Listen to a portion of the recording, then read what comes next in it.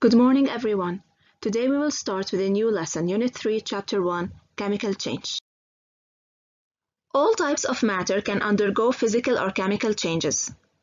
Chemical changes happen because of chemical reactions. At the end of this lesson, you will be able to differentiate between physical and chemical changes, explain the transformation of reactants to products during a chemical reaction, and finally list the evidence or signs of a chemical reaction. The following experiment is done to study the differences between chemical and physical changes using a paper. In the first figure, the paper is being cut using a pair of scissors. We are changing its shape. While in the second figure, the paper is being burnt. It changes into ash. The first case is a physical change since no new substances are formed, and we are not changing the identity of this substance. While in the second case, there is a chemical change since the new substances are formed, and we are changing the identity of the paper. In application 1, you are asked to classify these changes as either physical or chemical changes. Don't forget to pause the video, then check your answers.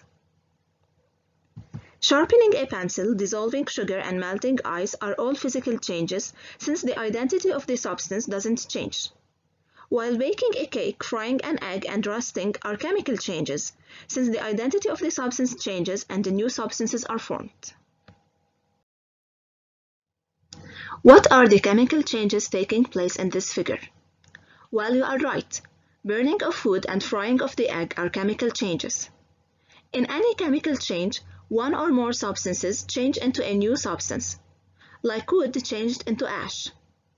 This occurs through a process called chemical reaction.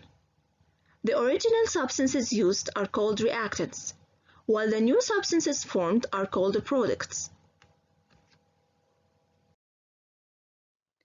The following experiment is done to study chemical reactions.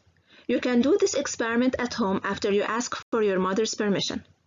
You will need a balloon, sodium carbonate, which is used for cooking and can be found in any kitchen, a flask or a plastic bottle, and vinegar.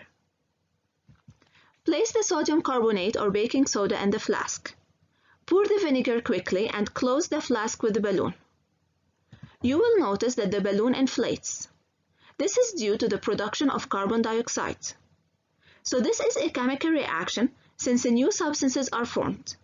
The reactants, which are the substances that we used, are vinegar and baking soda, while the products are carbon dioxide, water, and a substance called sodium acetate. Application 2. You are asked to name the reactants and the products in each chemical reaction. Remember, in a chemical reactions, reactants react with each other to give new substances called products. How do we know that a chemical reaction has occurred? There are many signs of a chemical reaction, such as change in color. As you can see, the reactants are orange and pink. When they combine with each other, the color changes into blue. The second sign of a chemical reaction is the release of a gas. This can be observed by production of bubbles. Another sign of a chemical reaction is the formation of a precipitate. A precipitate is an insoluble solid. Exchange of heat is also a sign of a chemical reaction, where a chemical reaction can produce or absorb heat.